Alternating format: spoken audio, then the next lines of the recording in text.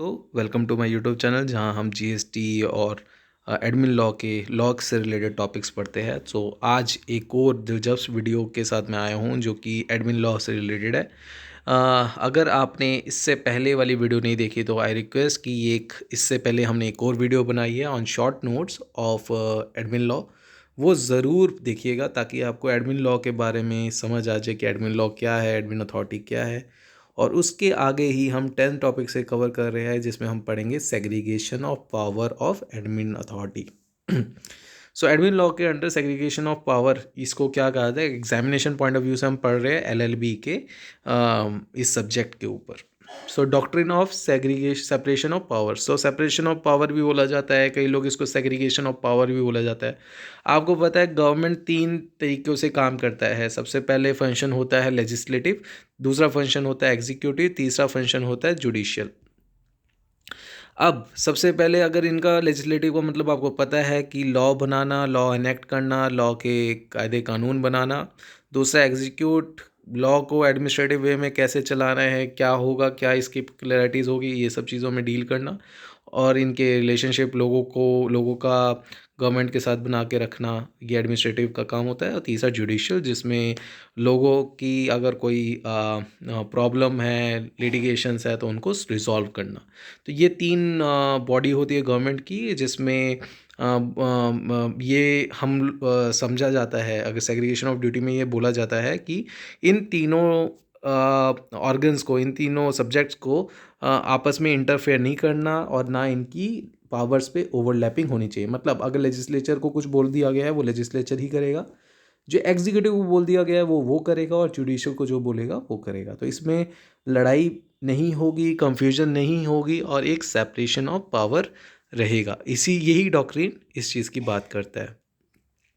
तो इसकी एक हिस्ट्री है जिसमें कहा जाता है कि power corrupts and absolute power corrupts absolutely, जिसका मतलब है कि अगर आप किसी को एब्सोल्यूट पावर दे देंगे तो वो बिल्कुल ही ख़राब करप्ट हो जाएगा, और अगर आपको कम पावर दी जाती है तो कम करप्ट होता है एक पावर या एक इंसान या एक सिस्टम।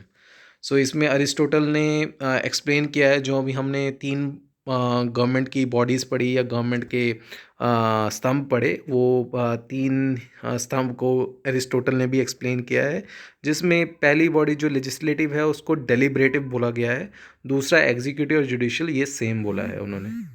नेक्स्ट है जीन बॉडी एक फ्रेंच फिलोसोफर है, इनका भी कंट्रीब्यूशन रहा है ये सेपरेशन ऑफ पावर को एक्सप्लेन करने में। फिर एक जॉन लॉक है जिन्होंने एक बुक के ऑथर थे, बहुत ही फेमस बुक थी। नाम मैंने इसलिए नहीं लिखा क्योंकि ये एग्जामिनेशन पॉइंट ऑफ व्यू से याद करना थोड़ा डिफ़िकल्ट है। तो इसमें जॉन लॉक ने भी सेम बात बोली है कि लेजिस्लेटिव, एग्जीक्यूटिव और तीसरा बॉडी जो जिसको जुडिशियल कह रहे हैं उसको यहाँ पे फेडरेटिव कहता है, जिसको फॉरेन अफेयर से लेना देना होता है। मॉन्स्क्यू बहुत ही इंपॉर्टेंट बंदे हैं ये मॉन्स्क्यू, जो कि स्पिरिट ऑफ लॉ, इन्होंने कहा था कि 3 ऑर्गन्स होते हैं। ये इंग्लैंड के सिस्टम से बहुत ही इंस्पायर हुए थे और इन्होंने कहा था कि देखिए जी 3 ऑर्गन्स होते हैं, यही सेम लेजिस्लेटिव, एग्जीक्यूटिव, जुडिशियल, इसको फॉलो करो, बहुत मस्त सिस्टम है। मुझे बड़ा मज़ा आया देख के इंग्लैंड में। पर बाद में ना इसका क्रिटिसिज्म भी बहुत उनको देखना गया, वो उसको क्रिटिसाइज़ ये बोल के किया गया कि भाई साहब आप इंग्लैंड के मज़े तो लेके आ गए पर इंग्लैंड में तो होता ही नहीं, मतलब यहाँ पे सेपरेशन ऑफ पावर है ही नहीं। आप जो कह रहे हो कि सेपरेशन ऑफ पावर, यहाँ पे सेपरेशन पावर है ही नहीं, और आप कहाँ से कह रहे हो कि इंग्लैंड का पावर सिस्टम आपको देख के पसंद आया। तो सबसे पहले उन्होंने इनके फैक्ट पे ही क्वेश्चन कर दिया कि भाई हिस्टोरिकली ही तुम करेक्ट नहीं हो। दूसरा कई लोग जूरिस्ट का कहना है, कई लोगों का कहना है कि देखिए जी रियलिटी, देखिए बुकिश लैंग्वेज अलग बात है पर रियलिटी बहुत दूर है। डिवीजन या फंक्शन को अलग अलग करना, पावर को अलग अलग करना पॉसिबल नहीं है। तीसरा division of function is not possible, ये हमने डिस्कस कर लिया। तीसरा पॉइंट है एक वेलफेयर स्टेट में जहाँ पे लोगों का डेली इतना फेयर जस्टिस या ये सब देखा जाता है और इतना लोगों में एक डेवलप हो रही है, वेलफेयर स्टेट बन रहा है, उस ऐसी जगह पे सेग्रीगेशन या सेपरेशन ऑफ ड्यूटी और पावर करना बहुत ही डिफ़िकल्ट है। और चौथा, practical difficulty in its acceptance. तो ऑब्वियस ही बात है कि ये प्रैक्टिकल नहीं है, इसलिए उसने कहा प्रैक्टिकल डिफ़िकल्टीज भी है। इंडिया में doctrine of separation of powers apply नहीं होता है। यहाँ पे ओवरलैपिंग ऑफ पावर ऑब्जर्व की जाती है, जैसे कि Ram Jawaya versus state of Punjab में यही सेम बात बोली गई। रूल ऑफ लॉ, कानून का शासन, ये क्या कहा जाता है? लेक्स इज रेक्स, ला प्रिंसिपे दी लीगैलिटी। फिर से बोलता हूँ, लेक्स इज रेक्स, ला प्रिंसिपे दी लीगैलिटी। इसका मतलब क्या होता है कि सभी सिटीज़न इक्वल है, उनके साथ एक ही प्रोसेस होगा लॉ का, और ये इंश्योर करना ना एक एडमिनिस्ट्रेटिव लॉ का प्रिंसिपल है। कॉन्स्टिट्यूशन ऑफ इंडिया में भी यही सेम बात बोली गई है, और प्लेटो और अरिस्टोटल इनका भी यही सेम कहना था। तो उन्होंने कहा था कि देखिए जी, लॉ हमेशा सुप्रीम है, इक्वालिटी को हमेशा प्रमोट करता है, इक्वालिटी बिफोर लॉ है, सब बंदे एक जैसे हैं। इन्फोर्सेबिलिटी है, मतलब प्रीडोमिनेंस ऑफ लीगल स्पिरिट, मतलब लोगों में ये दूर दूर तक कहीं भी डाउट नहीं होना चाहिए कि भाई लॉ नीचे है, लॉ सबसे ऊपर है, सर्वोपरि है। इसके कुछ एक्सेप्शंस भी है जहाँ पे ये रूल ऑफ लॉ नहीं लगता। जैसे कि हमने देखा होगा कि कुछ रिजर्वेशन दी जाती है एससी ओबीसी इन लोगों की कैटेगरी को, या कई लोगों के वुमेंस को दी जाती है, तो वहाँ पे यहाँ पे हम कह सकते हैं कि अब्सोल्यूट नहीं है ये चीज़, लॉ ऑफ इक्वालिटी यहाँ पे नहीं लगता। कॉजी जुडिशल बॉडीज़ होती है, वहाँ पे भी जैसे ट्राई होगी, एनजीटी होगी, ऐसी क्वासी जुडिशल बॉडीज़ को भी कुछ एक्सेप्शंस में आ जाती है। इम्यूनिटी दी जाती है प्रेसिडेंट को, गवर्नर को, तो यहाँ पे भी आपका लॉ ऑफ इक्वालिटी नहीं लगता यहाँ पे। पार्लियामेंट होगी, पार्लियामेंट में प्रिविलेजेस होती है, डिप्लोमेट्स को इम्यूनिटी मिलती है, वियना कन्वेंशन कमेटी होती है, ऐसी कमेटीज़ को लेक्स इज रेक्स या ला प्रिंसिपे दी लीगैलिटी ये लगा नहीं सकते, रूल ऑफ लॉ लगा नहीं सकते। इसका लैंडमार्क केस है Kesavananda Bharati and versus state of Kerala का। ये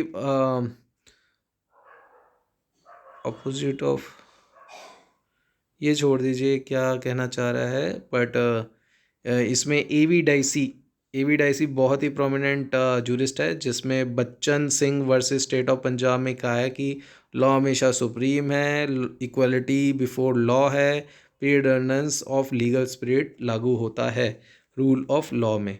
अच्छा, रूल ऑफ लॉ का इंडियन इंस्टीट्यूशन में क्या रेलिवेंस है? तो इंडियन इंस्टीट्यूशन में इंदिरा गांधी नेहरू का केस है वर्सेस राज नारायणा 1975, जहाँ पे कहा जाता है rule of law is part of Indian constitution. तो उसमें कहा जाता है कि देखिए जी, रूल ऑफ लॉ हमेशा इंडियन कॉन्स्टिट्यूशन का बेसिक पार्ट है, प्रीएम्बल में मिला जाता है इसको, Indian preamble of Indian constitution में मिला जाता है, जहाँ पे हम वर्ड यूज़ करते हैं लिबर्टी, इक्वालिटी एंड जस्टिस को। दूसरा, फंडामेंटल राइट। सो फंडामेंटल राइट्स आर्टिकल 12 से आर्टिकल 35 तक कवर जो करते हैं, उसमें आर्टिकल 13 सुप्रीम कोर्ट के पास जुडिशल रिव्यू करने का राइट है अगेंस्ट फंडामेंटल लॉ के लिए, फंडामेंटल राइट के लिए। आर्टिकल 14 है इक्वलिटी बिफोर लॉ, जिसमें केशवानंदा भारती केस हमने पढ़ा है, parliament can amend fundamental right but can not violate basic structure of constitution. तो वो कह रहे हैं कि भाई देखिए, आप लॉ बनाइए, लॉ पार्लियामेंट लॉ बना सकता है, लॉ अमेंड भी कर सकता है, बट आप फंड कॉन्स्टिट्यूशन के बेसिक स्ट्रक्चर नहीं चेंज कर सकते इसके थ्रू। तो इसलिए rule of law in Indian constitution का ये रेलिवेंस आपको बता दिया मैंने। प्रीएम्बल ऑफ इंडियन कॉन्स्टिट्यूशन में 2-3 वर्ड है, लिबर्टी, इक्वालिटी, जस्टिस, और फंडामेंटल राइट 12 से 35 में कॉन्स्टिट्यूशन में रूल ऑफ लॉ का एप्लीकेबिलिटी देखा जाता है।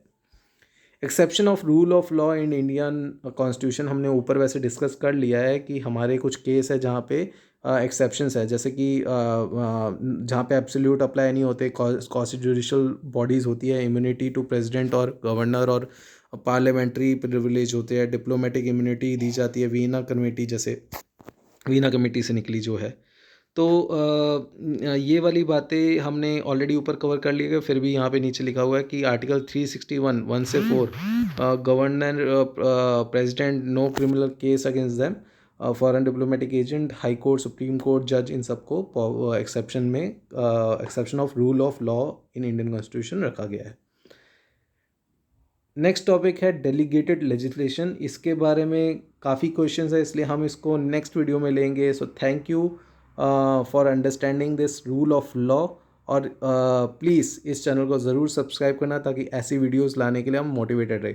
आगे के टॉपिक्स हम कवर करते हैं नेक्स्ट वीडियो में। Thank you, bye bye.